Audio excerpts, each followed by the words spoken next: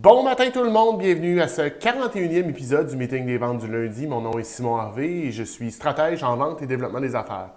Donc ce matin, on va parler, en fait le sujet c'est le choix du chef. C'est quoi un choix du chef? Dans le fond, c'est un paquet de petits sujets que je ramasse ici et là au fil du temps, au fil des semaines, des mois, et qui n'ont pas assez de substance, qui ne sont pas assez volumineux pour que je puisse faire un épisode complet, mais que je considère quand même intéressant. Fait que c'est un petit peu, c'est de ça dont on va parler aujourd'hui. J'ai d'ailleurs reçu une question d'un auditeur, donc je vais lui répondre tout à l'heure. Je veux commencer par souhaiter la bienvenue à ceux qui se joignent à nous pour la première fois. Le principe est assez simple. Le lundi matin, on est live sur LinkedIn, YouTube, Facebook. Et si vous ne pouvez pas être live avec nous, ben, c'est possible de le réécouter sur chacune de ces plateformes-là. En plus, le show est disponible en podcast sur Spotify, Google Podcast, Apple Podcast et un paquet d'autres.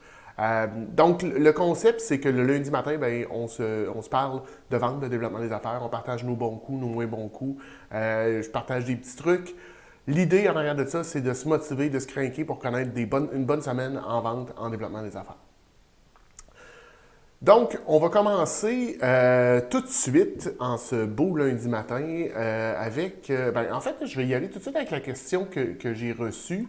La question, c'est un sujet pour le meeting des ventes du lundi. Dans le travail effectué pour constituer une nouvelle clientèle, quels sont selon toi les différents moyens pour procéder? Cold call, réseaux sociaux, réseautage. Et est-ce que les efforts mis sur chacun de ces moyens devraient être les mêmes, de même niveau, ou si un moyen est privilégié? Je vais avoir la réponse plate. En fait, ça dépend. Puis je le dis souvent, ça dépend parce qu'on ne fonctionne pas tous de la même façon. On n'a pas tous la même façon de travailler. Moi, comme personne, je ne travaille pas de la même façon que toi, mais ton client, ton prospect ne fonctionne pas de la même façon. Donc, c'est pour ça que souvent je parle d'avoir un cahier de jeu, d'avoir des séquences pour essayer différentes façons. Dans la question que je viens de lire, je la remets à l'écran, on me parle de cold call, de réseaux sociaux, de réseautage. Je dirais que c'est un peu de tout ça ensemble. Fait que c'est un petit peu de réseautage, c'est un petit peu de cold call, c'est un petit peu de réseaux sociaux. Parce que tu as des clients qui vont réagir sur les réseaux sociaux. Tu as des clients que tu vas retrouver en réseautage. Et ce n'est pas tous les réseautages qui sont égaux. Il y a des réseautages qui sont plus payants pour toi que d'autres.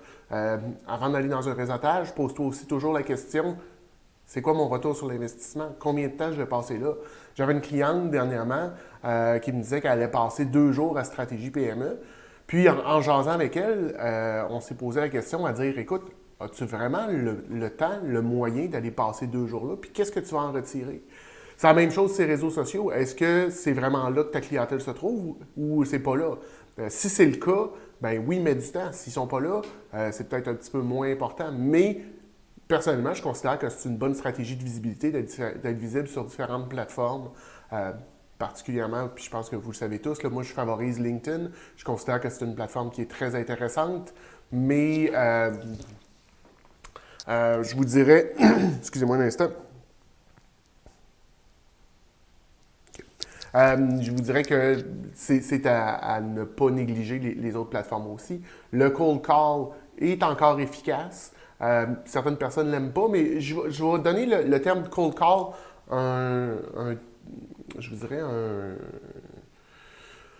une définition un peu plus vaste, c'est-à-dire que c'est une approche à froid, que ce soit un appel, que ce soit un courriel, que ce soit un message LinkedIn, que ce soit une vidéo. Je rentre dans le côté cold call, toutes ces choses-là, ça demeure important d'en faire. Un, que ce soit juste de te sortir de ta zone de confort, de te faire essayer des nouvelles choses. Deux, il y a des clients comme je disais, qui vont préférer différentes choses. Par exemple, je parle de téléphone, on parle de courriel, on peut parler de vidéo. J'en ai déjà parlé, mais moi, j'utilise beaucoup une plateforme qui s'appelle Vidyard pour faire de la prospection vidéo. On peut faire du bon vieux courrier, ce qu'on va appeler du snail mail, là, envoyer une lettre à la poste. C'est fou, mais on a encore cette option-là qui existe. En fait, c'est ça, il y a plein d'options. Fait que pour revenir à la question, puis je vais la remettre encore une fois à l'écran. Est-ce que les efforts mis sur chaque moyen doivent être de même niveau ou si un moyen à privilégier? Bien, puis je vais terminer la question là-dessus. En fait, je te dirais, selon ce qui fonctionne pour toi, essaie-le, mais est-ce qu'il y en a un à privilégier? Écoute, je vais être plate, mais je vais te redire, ça dépend de toi, ça dépend de ta clientèle, ça dépend de ce qui fonctionne, essaie-le. D'ailleurs, ça m'amène un peu à mon deuxième sujet qui est l'agilité. Si vous ne le savez pas, moi, ma philosophie de vente est basée sur l'agilité moderne. C'est 4 valeurs de base. La première étant rendre les gens remarquables. La deuxième, qui est d'apporter de la valeur en continu. La troisième, être éthique. Et la quatrième, qui est apprendre et expérimenter rapidement. Bien, ce qu'on vient de couvrir là, au niveau de la question, quel moyen privilégier, on tombe dans la quatrième valeur qui est apprendre et expérimenter rapidement. Donc, d'essayer, et il y a un concept en startup qui s'appelle fail fast. Bien, fail fast, qu'est-ce que ça veut dire? C'est t'essayes, ça ne marche pas, on passe à d'autres choses, on apprend de nos erreurs, puis on bâtit là-dessus. Bien, l'idée en vente, c'est un peu de faire la même chose. Il n'y a pas de recette secrète. Quelqu'un qui vous dit, puis je voyais encore ça la semaine dernière, voici la recette pour faire 100 000 de vente dans la prochaine année. Il n'y en a pas de recette secrète. Quelqu'un qui vous dit qu'il y a une recette secrète, c'est que c'est vous autres, c'est toi l'ingrédient principal, c'est toi c'est toi qui va l'aider à se rendre là. On a chacun. Par contre, ce qui est intéressant, c'est qu'on peut s'inspirer des recettes des autres. Je donne encore là, souvent l'exemple de Ricardo. Moi, je trouve que Ricardo a des recettes qui sont bien montées, c'est facile à suivre, pas besoin d'être un grand chef pour arriver à faire quelque chose de potable. Par contre, moi, je trouve que ces recettes manquent parfois un peu de goût. Son tartare classique, on l'aime beaucoup à la maison, mais il n'est pas tout à fait assez piquant. Donc, je rajoute tabasco, sriracha et ainsi de suite. Et ce qui est, à mon avis, un crime, Ricardo ne recommande pas de mettre de cornichons ni de parmesan dans son tartare. Je vous le conseille, mettez-en, c'est très très bon. Mais c'est ça, j'ai adapté sa recette, j'ai essayé, j'ai fait des petits pas en avant. Bien, c'est un peu ça aussi en vente, en développement des affaires. Il faut apprendre, il faut expérimenter, il faut faire des petits pas, essayer quelque chose, ça fonctionne pas. Puis c'est pas parce que ça ne fonctionne pas une fois que ça fonctionnera jamais. Il faut tout le temps avoir en tête que ça se peut que ça soit votre interlocuteur, votre prospect qui ne soit pas réceptif à cette façon-là. Et ça se peut aussi que ça ne soit pas un bon moment pour lui de ce canal-là. C'est pas parce que une fois le courriel n'a pas fonctionné que ça ne fonctionnera jamais. Ça se peut qu'il soit dans un moment de surcharge, qu'il y ait beaucoup de choses à régler, puis que le courriel ne fonctionne pas. À ce moment-là, on peut se tourner vers le téléphone, on peut se tourner vers le texto aussi. Spécialement, je vous dirais, là, pour la tranche, là, 25-35, même 40, le texto peut bien fonctionner. C'est sûr que ça prend un certain lien il faut déjà avoir peut-être échangé, du moins à mon avis, mais c'est quelque chose qui peut bien fonctionner. Fait que l'idée, en vente, en développement des affaires, faites des essais. Essayez. Le pire qui peut arriver, c'est que ça ne marche pas. Bien, on apprend, puis on continue. L'autre point que j'aime aborder souvent, c'est apporter de la valeur en continu. Une belle façon de faire ça facilement, d'apporter de la valeur en continu, c'est de créer des liens. De créer des liens entre les gens de votre réseau. De prendre un Kevin Bélanger, par exemple, et de le mettre en contact avec une entreprise qui a besoin de ses services. Bien là, l'entreprise qui avait besoin des services de Kevin, moi, je deviens quelqu'un d'intéressant, puis je viens de démontrer ma valeur. Puis pour Kevin, bien, je viens de montrer ma valeur aussi. Je l'ai matché avec un client potentiel. Ça peut être la même chose avec n'importe qui. Donc, essayez de créer des liens en développement des affaires, d'être un facilitateur. C'est très payant. C'est des choses qui vont vous aider à développer vos affaires. Trouvez des opportunités pour vos clients. Comme je viens de vous expliquer, trouvez des opportunités, puis trouvez des employés. Présentement, là, si vous n'êtes pas au courant, il y a une pénurie de main-d'œuvre un peu partout. Tous les employés cherchent des entreprises. On est en vente, on est en développement des affaires, on rencontre des gens, on entend, on a les oreilles ouvertes, on voit un paquet de choses. Si vous voyez si un de vos clients dit « Hey, je cherche tel genre de personne », faites aller vos ménages. Essayez de penser, j'ai-tu quelqu'un dans mon réseau qui pourrait faire ça? La semaine dernière, moi, j'ai vu sur mon fil LinkedIn quelqu'un qui était en cybersécurité. J'ai un client qui est dans ce domaine-là. Il n'y a pas nécessairement ce profil-là. J'ai pris un petit snapshot, je l'ai envoyé. Je dis, d'après moi, tu devrais parler à cette personne-là. se sont parlé la semaine dernière et on va voir ce que ça va donner. Mais ça, c'est des choses que vous pouvez faire assez facilement, de créer des liens. Puis à ce moment-là, ben, on vient de changer, on vient d'apporter de la valeur de façon continue à vos clients. L'autre chose que vous pouvez faire aussi, c'est tenez-vous au courant de ce qui se passe, trouver des opportunités. Vous entendez parler que quelqu'un cherche, je ne sais pas, n'importe quoi. Je regarde un petit peu, là, bon, quelqu'un cherche a besoin de support TI, ben, je vais me tourner vers un Loïc, puis je vais dire hey Loïc, j'ai quelqu'un potentiellement pour toi. Ben, ça vient de changer. Encore là, j'ai apporté de la valeur à Loïc, j'ai apporté quelque chose de plus dans notre relation. Rendre les gens remarquables, ça va dans le même sens. Qu'est-ce que vous pouvez faire pour que la personne soit mieux positionnée, soit mieux après votre interaction? Puis la quatrième, qui est d'être éthique, ben, je pense que ça le dit par... moi, en tout cas, ma définition d'éthique, c'est de vendre la bonne chose à la bonne personne, au bon moment, au bon prix, pour la bonne raison. Donc, de s'assurer qu'on fait les choses correctement. Dans un autre projet, j'ai un partenaire qui dit on fait les choses dans l'ordre et la méthode. Ben, en s'appuyant là-dessus, assurez-vous que ce que vous faites, vous vendez pour la bonne raison. Un autre sujet que je voudrais aborder ce matin, puis ça va, en fait, ça va nous amener à un autre sujet aussi, mais gérer les imprévus. En fait, ce qui est imprévisible. Tu sais, il faut apprendre à gérer notre... en vente, en développement des affaires, tout peut et va se produire. Excusez-moi, j'ai déjà fait un petit bout d'épisode là-dessus où est-ce qu'on parlait des choses les plus loufoques qui peuvent nous arriver en développement des affaires, en vente. On ne sait jamais sur quoi on va tomber. Il faut être prêt à gérer avec ces choses-là. Une belle façon de le faire, j'en ai parlé tout à l'heure, mais c'est d'arriver justement avec un cahier de jeu, d'avoir déjà des idées de scénario, puis de dire, bon, ben si telle chose se produit, d'avoir des pièces déjà pré-montées, je vous dirais, un peu comme si on était une usine, d'avoir des choses déjà pré-prêtes pour monter plus rapidement. Bien, c'est la même chose en vente, en développement des affaires. Si vous avez déjà des idées de scénario, si vous avez déjà des idées de blocs que vous pouvez utiliser ailleurs dans votre processus, bien, ça va faciliter quand il va arriver un imprévu. Parce que c'est pas s'il va arriver un imprévu, c'est quand il va arriver un imprévu. C'est sûr qu'il va arriver quelque chose. Puis ça peut être n'importe quoi. Vous l'avez peut-être déjà vécu ici avec moi, ou est-ce qu'un beau matin, mon micro a cessé de marcher? Ben, on gère l'imprévu. Qu'est-ce qu'on fait avec ça? On fait une conférence, le PowerPoint ne marche pas. Qu'est-ce qu'on fait avec ça? Ben, gérer ce genre d'imprévu-là, ça fait partie de notre vie, ça fait partie de notre réalité. Puis il faut apprendre à gérer ça. Je vous dirais aussi, bâtissez votre workload, votre calendrier de travail de façon à pouvoir les intégrer facilement. Je viens du monde de la pièce automobile. Ce qu'on recommandait aux ateliers d'automobile dans le temps, c'était de prévoir 80% de leur journée et de se laisser un 20% pour les imprévus.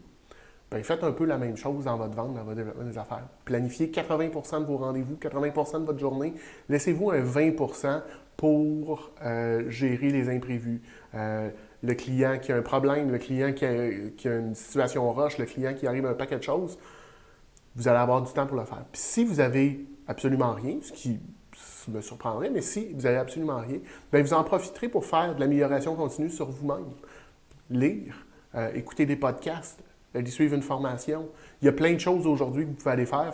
Il y a moyen d'être quand même productif dans ce 20%-là, même si on n'a rien de budgété. Parlant de gérer l'imprévu, bien, ça m'amène un petit peu dans un concept, puis je me suis mis une note sur mon tableau ici. J'ai écrit clutch. Puis ça, c'est quelque chose qu'on rencontre souvent, puis je vous dirais, là, je l'ai vécu à quelques fois dans l'automne, des clients qui, je vais appeler ça, ne clutchent pas. On est rendu, puis ça ne part pas, on ne brise pas l'inertie. Pour vendre, il faut briser l'inertie. C'est le premier tour de roue qui est difficile, c'est de mettre les choses en place. Une fois qu'on est parti, puis qu'on a mis en place des petites habitudes, ben c'est beaucoup plus facile de continuer. Donc, puis je parle de petites habitudes, pourquoi? Si on a déjà fait un à un ensemble, c'est sûr que vous m'avez entendu vous le dire, il y a une chose, la motivation a une chose de particulière, elle ne dure pas dans le temps. Et si vous êtes déjà allé au gym, vous savez exactement ce que je veux dire. On part très, très, très craqué au départ. puis après quelques semaines, la motivation est disparue. Ce qu'il faut faire, puis je vous dirais c'est aussi intéressant pour vos clients, rendez le processus le plus facile possible. Simplifiez que ça soit pour vous, pour faire votre développement des affaires, rendez ça le plus facile possible. C'est-à-dire, ayez en main déjà la semaine précédente. Quand vous terminez votre semaine, une bonne chose à faire, ça serait de mettre en place votre liste de prospects pour la semaine d'après. Comme ça, quand vous allez vous asseoir au bureau lundi matin, vous allez ouvrir votre ordinateur, vous allez décider, OK, là, je fais du développement des affaires. Bien, tu n'as pas à réinventer la roue, tu n'as pas à trouver de nouveaux sujets, de nouveaux prospects, tout ça. Ce travail-là est déjà fait. Tu prends le premier, tu le contactes. Puis je reviens à ma première question, c'est quoi la meilleure façon? Bien, ça dépend. Mais tu essaies différentes choses jusqu'à temps que ça fonctionne. Puis un coup que ça a fonctionné, bien là, tu continues dans cette méthode-là. Mais de mettre en place des petites habitudes pour vos clients aussi. En fait, je veux dire, par là, ce que je veux dire, c'est simplifier le processus d'achat. Comment c'est simplifier pour vos clients de faire affaire avec vous. J'ai eu un client où, en fait, c'était un client à ce moment-là, un client partenaire dans une de mes anciennes jobs. Lui, ou cette entreprise-là, ce qu'il faisait, c'est que la première commande était préqualifiée à 750 ou 800 $, puis ce qui est, dans son domaine à lui, ce qui faisait du sens. Là, c'est un client qui vendait différentes pièces dans le monde du poids lourd, puis il préqualifiait. En fait, ses clients étaient préautorisés pour 750. Fait que le client qui se présentait, qui appelait une première fois, qui voulait placer une commande, c'était préautorisé jusqu'à 750 et le travail de bureau de crédit, d'analyse de crédit, se faisait par la suite. Donc, c'est un travail qui facilitait les clients. Puis sa compétition, lui, faisait encore, bien là, tu veux placer une commande, il faut que je fasse un processus d'ouverture de compte, il faut que j'aille. Et ça pouvait prendre 4-5 jours, tandis que lui, immédiatement, le client payait. Puis le risque, il l'avait diminué, c'était 750. Fait qu'au pire, il perdait 750 $, mais puis ce qu'il m'avait dit, il dit, écoute, Simon, j'en ai pas perdu un à date. Donc, ça peut être quelque chose de facilitant de votre côté. Un autre point que sur lequel je veux mentionner ce matin, puis j'ai déjà fait des posts là-dessus, c'est d'éliminer le « ou » le plus possible. Essayez de devenir créatif. Puis ce concept-là vient d'un livre que j'ai lu il y a déjà un certain temps qui s'appelait Decisive. C'est deux frères qui ont écrit ça, Chip et Dan Heath, qui disent, bien, dans le fond, plutôt que de faire du « ou », essayez de faire du « et ». Donc, plutôt que de dire « je veux ce client-là ou ce client-là », comment est-ce que je pourrais faire pour avoir ce client-là et ce client-là? Et ça va vous forcer, ça va vous amener des fois à poser des questions, à être créatif dans vos solutions, puis arriver avec des solutions différentes. D'ailleurs, puis c'est drôle, j'ai fait une conférence il n'y a pas très longtemps au Cégep Saint-Laurent, ici à Québec, et une des choses on parlait de mon parcours, qu'est-ce que j'ai appris, puis j'ai donné une citation que j'avais lue il n'y a pas longtemps avant, qui était cherche pas à être meilleur, cherche à être différent. Donc, c'est un peu aussi le même principe. Le « et » va vous amener à trouver des façons différentes de faire les choses comparativement au « ou ». Puis là, ben, je reviens un petit peu en arrière, je parlais de clutcher. Ça nous amène un peu à parler de procrastination. Puis c'est quelque chose que, en tout cas, je ne sais pas vous, moi, c'est quelque chose que j'ai dans ma vie, ça fait longtemps. Sur un paquet de choses, je peux procrastiner. Je me suis amélioré avec le temps en mettant en place, les petites habitudes que je vous ai dit, donc j'ai facilité les choses, mais j'ai aussi créé des plus petits morceaux. Donc, de faire des petites étapes, des mini-projets. Donc, souvent, la procrastination, ce qui nous arrête, c'est qu'on voit ça comme une immense bouchée. Bien, de mettre ça en petites bouchées à la place. Vous avez tous déjà entendu la fameuse un éléphant, comment ça se mange, une bouchée à la fois. Bien, un projet, comment ça se mange, c'est une étape à la fois. Donc, rapetissez vos choses le plus possible pour briser la procrastination. Ouais, je n'irai pas plus loin là-dessus, mais procrastination, puis ça va un petit peu avec ce que je disais au départ, de clutcher. C'est important de mettre les choses en place puis de se mettre en mouvement. le pire qui peut arriver, c'est que ça ne fonctionne pas. Mais si on ne part pas, le résultat, c'est sûr que ça ne marchera pas. Si vous ne bougez pas, c'est sûr que vous n'aurez pas de résultat. Si vous bougez, ben vous avez au moins une chance d'avoir les résultats que vous souhaitez. Puis vous avez même une chance de dépasser ces résultats-là. Donc, il faut se mettre en place, il faut se mettre en marche, il faut bouger. La dernière chose que je veux parler aussi, puis je suis peut-être un peu plus dans le négatif ce matin, je ne sais pas, mais on est en fin d'année, puis c'est peut-être des choses aussi que j'ai vécues dans les dernières semaines. Mais le fameux spa, tu sais, là, c'est pas de ma faute, c'est pas le bon moment, c'est pas le bon client, c'est pas assez cheap, c'est pas... Il y a un paquet de spas.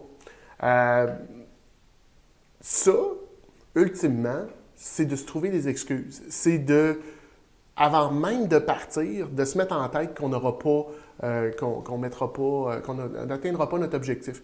Puis, c'est drôle, vendredi, je parlais avec une cliente et ça m'a fait ressortir, puis je vais probablement faire un post dans les prochaines semaines là-dessus, mais l'effet Pygmalion, qui est un truc que j'ai eu dans un cours à l'université, sur les, il appelait ça les prophéties auto, en tout cas, peu importe, là, mais qui dit que peu importe ce que tu souhaites, tu vas trouver la façon de le réaliser. Ben, le spa, c'est un peu ce concept-là, c'est de tellement se motiver puis de tellement se dire non, ça ne marchera pas, que effectivement, ça ne marchera pas. Fait que c'est pas de ma faute.